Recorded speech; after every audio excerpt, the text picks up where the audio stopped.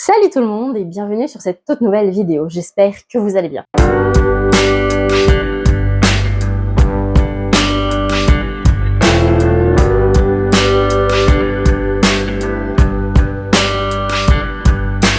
On se retrouve aujourd'hui parce que j'avais envie de vous faire une vidéo sur mes coups de cœur littéraires, mes coups de cœur de lecture depuis 2019, entre 2019 et 2025. Ça va être une vidéo un peu longue parce que j'ai 47 coups de cœur. Mais j'avais envie de vous en parler, comme ça après je reviendrai plus dessus. Et puis ça me paraissait être une vidéo intéressante pour voir un peu quel type de lecture me plaise. Et peut-être que ces lectures vous parleront également. J'ai préparé ma petite fiche. Donc on va commencer le premier livre. Celui-là je l'ai lu en 2019. C'est Cool Pas Fuck d'Olivia Moore aux éditions Fleuve, qui m'avait été offert à Noël 2018 par ma petite sœur. Et c'est un livre qui pousse à, quelque part, envoyer chier tout le monde. L'idée, c'est d'éviter de se sentir coupable et de dire fuck aux choses qui ne nous conviennent pas. J'ai beaucoup aimé ce livre parce qu'il est à la fois très drôle et très pertinent. C'est vraiment des petits conseils sympathiques. Vraiment, c'est pas du tout une lecture trop chiante, trop barbante. Voilà, c'était le manifeste anti-culpabilité pour se sentir moins merdique. C'est tout à fait ça. Donc c'est un livre que je recommande, ça a été mon premier coup de cœur de l'année 2019. Ensuite en 2019 j'ai aussi adoré Inspiration de Natasha Birds aux éditions Hugo, juste parce que j'adore l'univers de Natasha Birds. J'ai adoré son évolution au fil du temps, ça fait des années que je la suis, vraiment très très longtemps, et j'aime beaucoup tout son univers artistique, c'est vraiment très poétique, très doux, et pourtant très fort.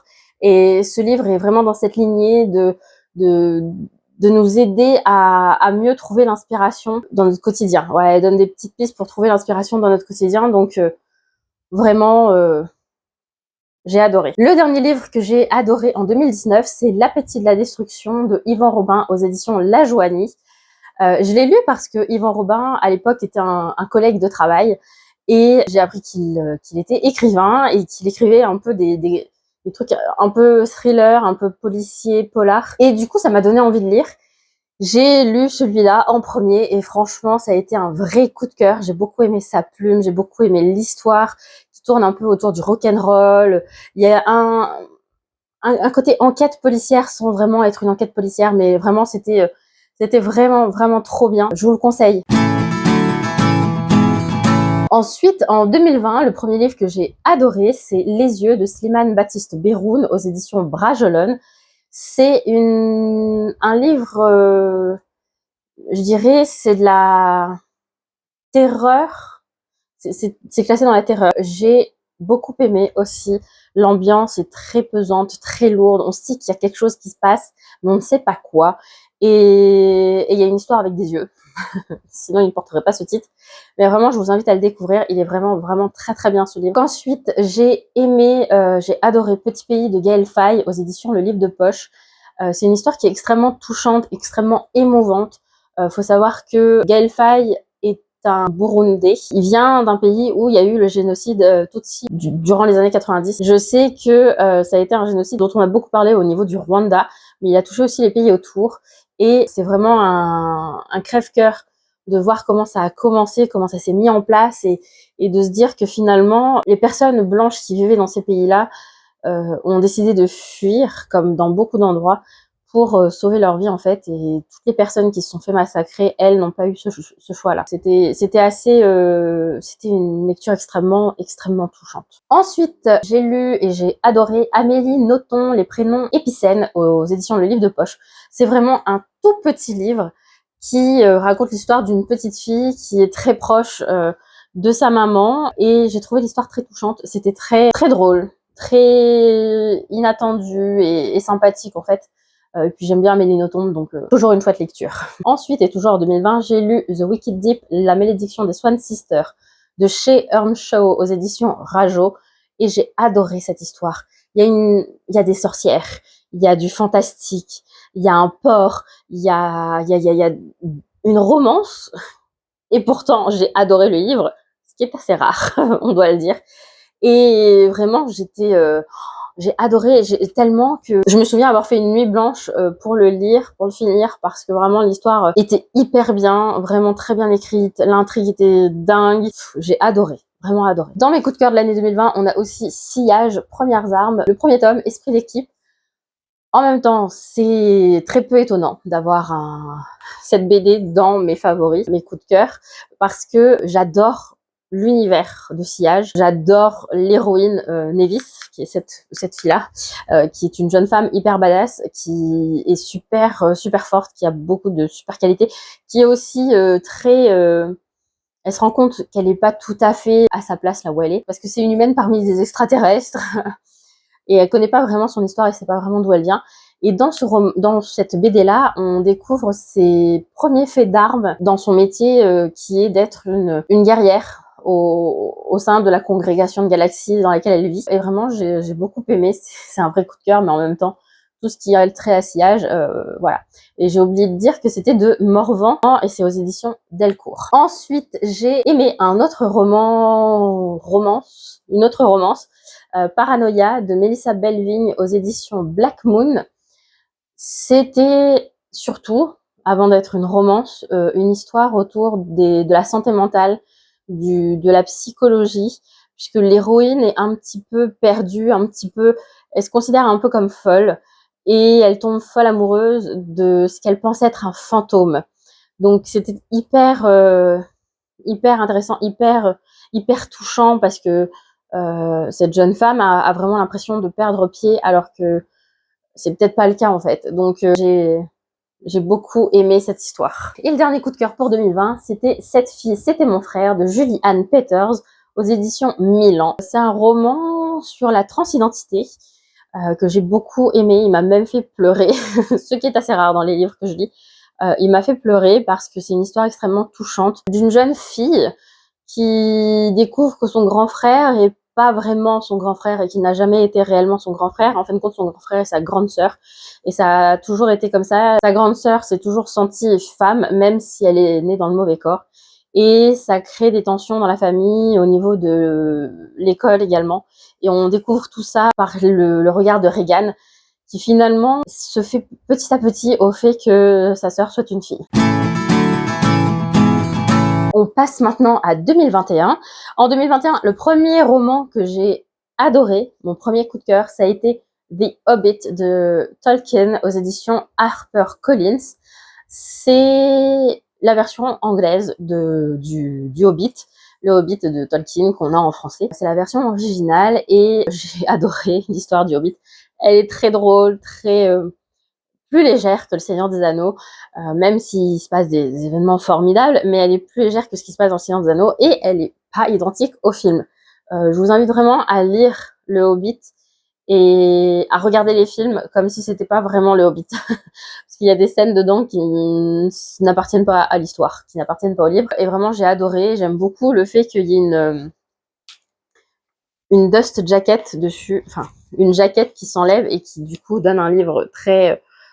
genre un livre de collection, et qui est une carte à l'intérieur. Ça, j'adore les cartes à l'intérieur des romans. Et moi, il faut dire, j'adore Tolkien, donc c'est un peu comme Amélie Nothomb. C'est toujours une bonne idée de lire du Tolkien. Ensuite, un autre coup de cœur, le deuxième coup de cœur de l'année 2021, c'est Funèbre, Tour du monde des rites qui mènent vers l'autre monde, un récit de Juliette Caz aux éditions du Trésor. J'ai connu Juliette Caz grâce à son blog et à sa chaîne YouTube Le Bizarreum, où elle rendait accessible la mort, on va dire. Je saurais pas trop vous expliquer, il faudrait que vous alliez voir son contenu, c'est hyper intéressant. Elle parle de la mort sous toutes ses formes, sous tout ce qu'on a connu dans l'histoire autour de la mort. Et moi, la mort, c'est un sujet qui m'intéresse beaucoup, parce que je trouve qu'on en fait un tabou énorme dans la société occidentale, alors que c'est un passage obligé. On est tous, et à la fin on meurt tous. Voilà pourquoi c'est un sujet qui m'intéresse énormément, et j'ai adoré ce bouquin. Je crois que je l'ai lu en même pas 2 heures, parce que je l'ai lu dans le train. Vraiment une pépite. Et j'ai hâte d'en lire d'autres de Juliette Caz dès que je les trouve. Je les achèterai. Ensuite, j'ai adoré Novecento Pianiste d'Alessandro Barrico aux éditions Folio/Gallimard. C'est une nouvelle qui raconte l'histoire d'un pianiste sur un bateau de croisière qui est sur le point d'être détruit. Et on va raconter sa vie du début de sa vie sur ce bateau à du coup la fin de sa vie sur ce bateau parce qu'il ne veut pas quitter le bateau. Et c'est un monologue où il raconte son histoire à travers le bateau qu'il a connu. Ensuite, après avoir lu Le Hobbit et adoré Le Hobbit, j'ai adoré le premier tome du Seigneur des Anneaux, La Fraternité de l'Anneau, aux éditions Pocket. Alors c'est une relecture parce que j'ai lu pour la première fois Tolkien et le Seigneur des Anneaux quand j'étais à la fin du collège. Donc là, je l'ai relu en lecture commune à l'époque. Et ça a été vraiment une redécouverte formidable. J'adore Tolkien, même si pour certains, les textes peuvent paraître lourds, trop descriptifs, trop de détails et tout. Moi, je trouve que c'est formidable parce qu'on en apprend un peu plus sur la Terre du Milieu et c'est un monde qui, moi, me fascine. Donc, ça a été vraiment un coup de cœur qui s'est confirmé. Voilà. Là, j'ai pas en physique, mais le dernier coup de cœur que j'ai eu en 2021, c'est Le Petit Prince. Il doit être caché quelque part dans ma bibliothèque derrière. Donc, c'est Le Petit Prince d'Antoine de Saint-Exupéry. C'est un livre que je relis très régulièrement parce que c'est mon livre préféré de tous les temps, à égalité avec Le Seigneur des Anneaux. Hein. Mais c'est un livre que j'ai lu pour la première fois quand je devais avoir 8 ans et qui m'a depuis touchée à chaque lecture. On peut en faire une lecture différente à chaque fois qu'on lit. Et c'est ce que je trouve formidable dans cette histoire. Et franchement, je vous le conseille. Lisez Le Petit Prince. C'est vraiment une trop chouette histoire. On passe maintenant au livre de 2022 et on continue avec le deuxième tome du Seigneur des Anneaux, Les Deux Tours. Voilà, je vais pas en dire un peu plus sur le pourquoi du comment, mais vraiment, c'est une histoire que j'adore. Tout ce qui est autour du Seigneur des Anneaux, de la Terre du Milieu, de l'univers de Tolkien, j'adore vraiment. Cependant, il n'y aura pas le tome 3 dans mes livres préférés parce que je crois que c'est celui que j'aime le moins du Seigneur des Anneaux. Ensuite, un livre en auto-édition d'une amie qui s'appelle Audrey Cassam. C'est un recueil de poèmes, J'aimerais être comme la lune, que j'avais aimé, adoré. C'est vraiment hyper touchant. Je sais pas, j'avais l'impression de vivre ce qu'elle racontait, de comprendre ce qu'elle racontait. Et ça m'a fait revenir à la poésie, en fait. Et vraiment, si jamais vous le trouvez, lisez-le. Il est très bien. Il est très court, mais il est très très bien. Un autre livre d'une amie, qui est un space opéra. C'est une édition limitée, c'est un tirage limité, qui a été écrit par Maïda Gouraya. Ça s'appelle La Marmite Cosmique et c'est l'épisode 1, La Tarte aux Doigts. Et c'était très très drôle, très frais. Vraiment, j'ai adoré cette petite lecture. Je pense que ça plairait beaucoup aux enfants et j'espère qu'un jour, elle sortira ces histoires en bouquin parce que je pense que ça mérite le coup d'être lu. Ensuite, dernier coup de cœur de 2022, c'est La Crue de la saga Blackwater de Michael McDowell aux éditions Monsieur Toussaint Louverture. Je l'ai surtout adoré d'abord pour la couverture qui est formidable. Il y a plein de détails qui sont en lien avec l'histoire dessus. Et aussi parce que ça me faisait rentrer dans une nouvelle saga, une épopée familiale un peu fantastique. Et le côté fantastique, je l'ai su dès le début de l'histoire, ce que c'était, et c'était vraiment formidable tout du long de la saga. Pas tous les livres ont été des coups de cœur, mais quelques-uns l'ont été, dont celui-là. En 2023, mon premier coup de cœur a été Le Petit Prince, une nouvelle fois, mais cette fois-ci en BD, par Johannes Farr aux éditions Gallimard. Encore une fois, j'adore Le Petit Prince, donc c'est juste pour ça que je l'ai lu et je trouve que l'adaptation en BD est plutôt agréable à lire et très sympathique.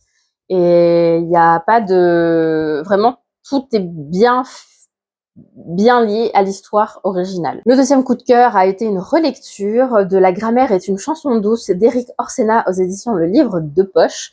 Je l'avais lu en première année de fac de langue.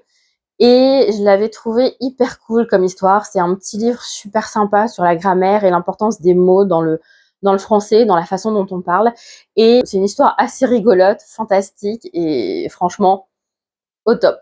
Je vous la conseille. Un autre coup de cœur, ça a été Même à l'ombre, les cigales chantent de Claire Zamora et d'autres personnes aux éditions Hugo Poche. Donc on retrouve des nouvelles, c'est un recueil de nouvelles autour du cancer du sein. Parfois ce sont des nouvelles autobiographiques et parfois ce sont des nouvelles fictionnelles. Donc on retrouve des écrits de Tamara Baliana, Erika Boyer, Maloria Cassis, Cynthia Kafka, Isa Lawyers, Lou Marceau, Amélie Pacifico, Émilie Parizeau, Karen Ponte, C.S. Quill, Valentine Stergan, Laura S. Wilde et Claire et Thibaut Zamora. Et c'était hyper touchant, tous ces récits autour du cancer du sein. Je trouve que c'est important de pouvoir en parler, même si c'est une histoire fictionnelle. Mais pas seulement parce que c'est un cancer dont on fait la campagne tout le long du mois d'octobre. Je pense aussi que c'est important pour que les gens se rendent compte que personne n'est à l'abri d'être un jour touché par cette maladie qui est vraiment dure à vivre. Ensuite, les deux derniers avons coup de cœur de 2023, c'est Blackwater 2 et Blackwater 3. Donc Blackwater 2, La Digue, et Blackwater 3, La Maison. Comme je disais plus tôt, c'est une saga familiale que j'ai adoré lire pour le côté un petit peu fantastique et qui est relatif dans les tomes de la saga, à part pour le 1 et le 6. Même si je trouve qu'on retrouve une petite touche de fantastique dans tous les tomes, même si elle est moins importante. Mais ouais, c'est un récit que j'ai bien aimé et que je vous recommande de lire. Le dernier livre que j'ai aimé est un e-book, un livre numérique que j'ai lu à l'occasion d'Halloween. Il s'appelle L'Arbre d'Halloween de Ray Bradbury. C'est aux éditions Gallimard. Et j'ai adoré le côté fantastique de cette histoire. Le fait qu'on suive quelqu'un de totalement imaginaire, un peu chelou, un peu farfelu, dans des aventures avec des enfants qui se retrouvent piégés un petit peu dans cette histoire. J'ai trouvé ça trop bien. C'est plein de frissons, plein de... J'ai adoré. Ça convient très bien à la période d'Halloween. Ensuite, la première lecture de 2024 qui a été un coup de cœur. Je vous l'affiche là parce que je l'ai emprunté à ma cousine et du coup, je lui ai rendu. C'est le tome 2 de Culotté de Pénélope Bagieux aux éditions Gallimard, que j'ai trouvé super bien. C'était hyper intéressant, toutes ces histoires de femmes qui ont accompli des choses très importantes dans l'histoire. Vraiment, toutes ces histoires de femmes ont été formidables et c'est pour ça que c'est un coup de cœur. Ensuite, un livre que j'ai lu en version e-book, c'est On ne meurt que deux fois de Lisa Gardner aux éditions Albin Michel. Ça fait partie de la saga de la détective Didi Warren, que j'ai pas trop lu, j'ai lu que celui-là en fait, et j'ai adoré l'histoire. C'est un petit peu fantastique parce que comment peut-on mourir que deux fois? Mais c'était une nouvelle très intéressante et ça m'a fait plaisir de découvrir cet univers de Lisa Gardner. J'ai ensuite lu 5 Réunionnaises, 5 destins de Gilles Gauvin aux éditions Epsilon. On retrouve aussi d'autres écrivains dans ce recueil d'histoires. Jean-Marc Pécontal, Toliam, Natacha Eloi, Arupia, Kitsune et David Dorweiler. C'est plutôt des artistes qui ont illustré le livre. En tant que réunionnaise et féministe, je trouve important de mettre en avant les femmes de la Réunion. Et ce livre qui met en avant 5 destins de réunionnaises est déjà un bon début, un bon commencement, et c'est pour ça que je l'ai mis en coup de cœur. On retrouve dedans l'histoire de Anne Mousse, Célimène, Juliette Dodu et Marie-Aline Wattion, qui sont des personnes qui ont vraiment existé, et l'histoire de Sia, qui représente toutes les engagées indiennes qui sont venues travailler à La Réunion après l'abolition de l'esclavage. J'ai beaucoup aimé lire ces histoires parce que finalement, il y en a beaucoup que je ne connaissais pas. Finalement, je les connaissais pas toutes. Je connaissais vaguement l'histoire des engagés indiens et puis c'est tout.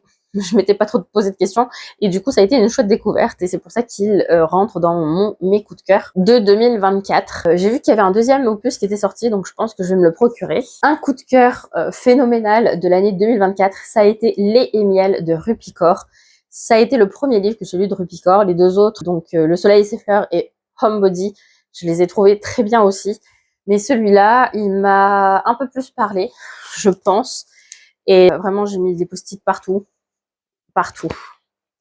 Ça m'a beaucoup parlé, ça m'a beaucoup fait réfléchir, ça m'a fait pleurer aussi. Vraiment, c'est un livre que je vous conseille de lire. Ensuite, j'ai eu un coup de cœur pour le docteur Philippe Boxeau et son livre qui s'appelle Les morts ont la parole aux éditions Kenes. Oups, j'ai failli me le mettre dans l'œil. Aux éditions Kenes, donc. Je l'ai en premier lieu lu en audio parce que j'ai commencé à écouter des audios à cette époque. Et ça a été un vrai coup de cœur. Sa façon de narrer ses histoires est formidable. Et toutes les histoires qu'il raconte ont toujours un petit côté mais comment ça? Pourquoi? Comment ça se fait? J'ai trouvé ça vraiment formidable et c'est pour ça que ça est devenu un coup de cœur. Ensuite, un nouveau Blackwater a été un coup de cœur. C'est le numéro 5, La Fortune. Toujours aux éditions Monsieur Toussaint Louverture et toujours de Michael McDowell. Où on retrouve la saga familiale fantastique de la famille Casquet. J'ai eu un coup de cœur ensuite pour Persuasion de Jane Austen, qui a été ma première lecture de cette autrice. Oui. Et j'ai longtemps hésité parce que je pensais que c'était de la romance, parce que tout le monde fait tout un foin avec Orgueil et Préjugés, c'est de la romance, blablabla. Mais non, en fait, c'est pas que ça, c'est surtout beaucoup d'autres choses. Et j'ai vraiment adoré lire cette histoire. C'est plein de rebondissements auxquels on s'attend pas pour une histoire de cette époque-là. Donc, une chouette lecture. Ensuite, j'ai lu un autre livre du docteur Philippe Boxeau, c'est Entretien avec un cadavre, toujours aux éditions Kennes. Et ça a aussi été un coup de cœur. Faut dire que, comme je vous le disais, moi, j'aime beaucoup les récits qui tournent autour de la mort et j'aime aussi beaucoup le true crime. Donc, du coup, ça rejoint les deux et je trouve ça très bien à lire. Et la dernière lecture coup de cœur de 2024, ça a été Les derniers jours de Rabbit Haze aux éditions Le Cherche Midi, écrit par Anna McPartlin. Ça a été une lecture très émouvante, très touchante, parce qu'on parle des derniers jours de vie d'une personne qui a un cancer et qui va faire ses adieux à sa famille au fur et à mesure, même si sa famille n'est pas tout à fait prête à la laisser partir. Ça a été un récit assez... Enfin, ça m'a fait pleurer comme une madeleine du début jusqu'à la fin. Donc c'est pour ça que c'est un coup de cœur. On passe maintenant à mes coups de cœur de 2025, c'est les derniers coups de cœur de cette vidéo. Donc, on commence par Les gens délatés de Travis Baldree aux éditions J'ai lu, ou Inis, que j'ai lu à la fois en numérique et en audio et que j'ai pu me fournir en physique. C'est une lecture qui m'a été conseillée par une copine du club de lecture auquel j'appartiens, donc le club Pharmakeia. Et franchement, ça a été un vrai coup de cœur. J'ai adoré la cozy fantasy, le côté un peu histoire d'amour qui se met en place, mais qui est vraiment, vraiment, vraiment en retrait dans l'histoire. La found family, se faire des amis, construire une vie avec ses amis, c'est vraiment une trope que j'ai beaucoup aimée dans ce livre. Je vous disais qu'en 2024, j'avais lu Culotté, le tome 2. Et ben, en 2025, je me suis fourni l'intégrale de Culotté et je l'ai lu et ça a été un coup de cœur également. Parce que vraiment, lire des histoires de femmes qui ont marqué l'histoire et qui pourtant, on en entend tellement peu parler, alors qu'elles ont quand même révolutionné les choses. Donc, c'est une lecture que j'ai appréciée, que j'ai adorée et que je vous conseille de faire. Juste pour découvrir un petit peu plus sur ce que des femmes ont fait dans l'histoire du monde. Ensuite, j'ai lu Les Grandes Oubliées de Titio Lecoq aux éditions Proches. Et ça aussi, ça rentre dans le côté un peu féministe, un peu les femmes ont été oubliées dans l'histoire. Pourquoi? Comment ça se fait? Comment on peut faire ça? Toutes ces questions qu'on peut se poser, légitimes, bien sûr. C'est un livre que j'ai bien aimé parce qu'il y a plein de post-it partout. Et vraiment, je vous conseille de le lire parce qu'on se rend compte finalement que les femmes ont été effacées, mais pour des raisons pas forcément très bien. Pour des raisons pas forcément très bien. Ensuite, j'ai adoré, si on veut, Retour à Birkenau de Ginette Kolinka avec Marion Ruggeri aux éditions Le Livre de Poche. Je trouve que c'est un témoignage hyper important qu'on devrait tous lire et relire à la période actuelle, comme tous les témoignages des survivants de la Shoah, parce que vraiment, ça a été une période qu'on ne devrait pas avoir à répéter de nos jours et qui pourtant se répète de nos jours. J'ai ensuite aimé, là je l'ai pas avec moi en physique, mais je vous mettrai une image, Les Marrons de Louis-Imagène Oua aux éditions L'Arbre Vengeur. C'est un récit sur des esclaves marrons à l'époque de l'esclavage à La Réunion. C'est un récit qui se passe à La Réunion et qui a été écrit 4 ans avant l'abolition de l'esclavage, donc on est en plein dans le dur. Et je pense que c'est un récit qui est suffisamment proche de ce qui se passait réellement à l'époque et que je vous conseille si vous vous intéressez un petit peu à l'esclavage, à cette période de l'histoire très sombre en France, où des gens pensaient qu'ils étaient meilleurs que d'autres et qu'ils en ont fait des esclaves et qu'ils ne considéraient que comme du bétail. Ensuite, j'ai découvert et j'ai lu le premier Affaire criminelle de Max Keyes, donc c'est une revue sur le true crime, avec cette fois-ci comme pour premier dossier, un dossier sur les disparitions inquiétantes. Comme je vous le disais, j'aime le true crime. C'est un univers que j'apprécie beaucoup, même si dernièrement j'ai fait un peu une pause là-dessus. Mais ce premier opus m'a beaucoup plu, ça a été un vrai coup de cœur parce que du coup, c'est une bonne entrée en matière quand on veut commencer le true crime sans avoir à regarder les vidéos ou à lire les livres directement. C'est plutôt une bonne entrée en matière, c'est assez léger en termes de contenu, même si les affaires ne sont pas, elles, légères du tout. J'ai ensuite eu un coup de cœur pour 6 couronnes écarlates d'Elisabeth Lim aux éditions Rajo. C'est un roman de fantasy avec de la magie et autour de légendes asiatiques que j'ai eu du mal au début à lire parce que je rentrais pas vraiment dans l'histoire. Mais à partir d'à peu près la deuxième moitié du livre, je suis complètement rentrée dedans. J'ai adoré tout ce qui s'y est passé et c'était vraiment un coup de cœur en fait.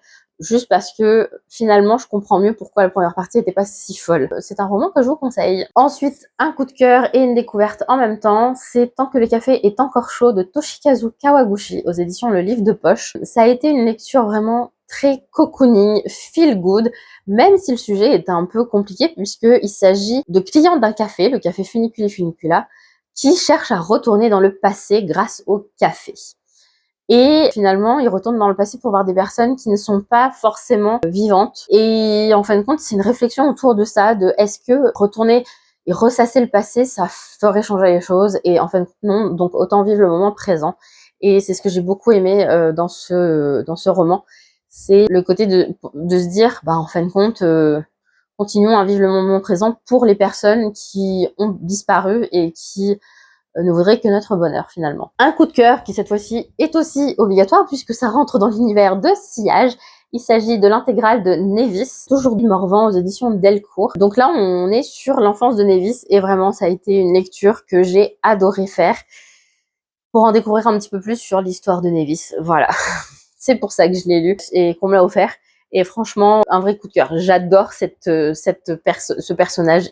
Elle est vraiment depuis toute petite hyper badass et hyper forte. Ensuite, j'ai aimé Moi les hommes je les déteste de Pauline Armange aux éditions Point.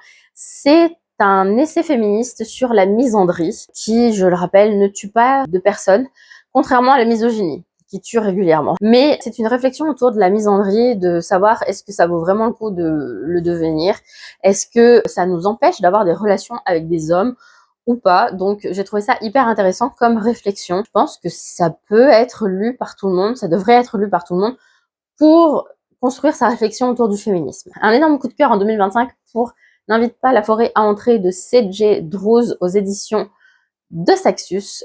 Déjà pour la couverture et le jaspage, et aussi et surtout pour l'histoire qui est de l'horreur fantastique, avec une forêt hyper inquiétante, un pensionnat qui est somme toute un peu chelou, qui est perdu dans la forêt, et des élèves qui vivent des aventures un peu tirées par les cheveux, mais l'intrigue est formidable, donc vraiment je vous le conseille. Ça a été une chouette lecture et pareil, j'ai fait une nuit blanche pour le finir. Avant-dernier coup de cœur de cette vidéo et de l'année 2025, c'est Le Café du Temps retrouvé de Toshikazu Kawaguchi aux éditions Le Livre de Poche. Ça fait partie de la saga Le Café Tokyo, donc ça va avec le Tant que le café est encore chaud. Donc on continue à suivre les aventures du café Funiculi Funicula, en fait, des gens qui viennent là pour retourner dans le passé, et on se découvre de nouvelles histoires de personnes qui veulent retourner dans le passé, et je trouve ça toujours aussi cosy, toujours aussi feel good. Nous voici arrivés au dernier coup de cœur de 2025 et de cette vidéo, c'est Contes au temps présent d'Expédite Laop Cerno aux éditions Orphi. C'est un recueil de contes créoles réunionnais, écrit à la fois en créole et en français dans le livre. Et ça a été une vraie bonne lecture, un vrai coup de cœur. J'adore découvrir des choses sur la culture réunionnaise, j'adore visiter des choses autour de la culture réunionnaise. Il y a plein de choses qui peuvent être faites et qui peuvent être vues. Je sais que pas tout le monde a les moyens et que c'est pas toujours facile de s'intéresser à sa propre culture, mais je pense que c'est indispensable et nécessaire pour être en phase avec qui on est vraiment, avec son identité, et se la construire réellement. Donc j'ai découvert ce recueil de contes et je l'ai trouvé hyper bien. C'était que des contes que je ne connaissais pas, même si je connaissais la plupart des personnages, mais c'était que des contes que je ne connaissais pas, et vraiment c'était trop bien. En plus je les ai lus en créole parce que c'est un petit peu ma langue maternelle, on va pas se mentir, même si je parle français et que le français est la langue officielle de l'île de la Réunion. La plupart des gens, voire 90% de la population née à la Réunion, de parents réunionnais et d'ascendance réunionnaise, parlent en créole. C'est aussi important de savoir le lire, donc un vrai coup de cœur. Voilà qui conclut cette vidéo, qui revient sur mes coups de cœur entre 2019 et 2025. Elle est peut-être un peu longue, ça vous intéressera peut-être pas, mais moi c'était quelque chose que je voulais faire parce que finalement j'aimerais vous parler de mes coups de cœur tous les ans, mais je ne l'ai pas fait pour diverses raisons, et du coup je me suis dit que cette année c'était le moment de sortir tous les coups de cœur jusqu'en 2025, comme ça l'année prochaine je pars sur une base de mes coups de cœur de 2026, voilà, une année par une année. N'hésitez pas à mettre un pouce vers le haut si vous avez aimé la vidéo, n'hésitez pas à me laisser des commentaires avec vos avis sur les livres que j'ai adorés, n'hésitez pas à me donner un peu vos coups de cœur à vous aussi de ces dernières années. peut-être que je pourrais les ajouter à ma wishlist ou que je pourrais les sortir de ma bibliothèque parce que je les ai peut-être déjà aussi dans ma bibliothèque. Mettez tout ça en commentaire. Pensez à vous abonner également en cliquant sur le bouton rouge s'abonner qui est juste en dessous là, quelque part par là. Et pensez aussi à vous abonner à mes autres plateformes, à mes autres réseaux sociaux. Le lien est dans la description juste en dessous de la vidéo. C'est un lien Linktree où vous retrouverez tous mes réseaux. Du coup, je pense que je vous ai tout dit. Donc sur ce, je vous laisse. Je vous souhaite une bonne journée, une bonne soirée ou une bonne nuit. Et je vous dis à bientôt. Bye bye.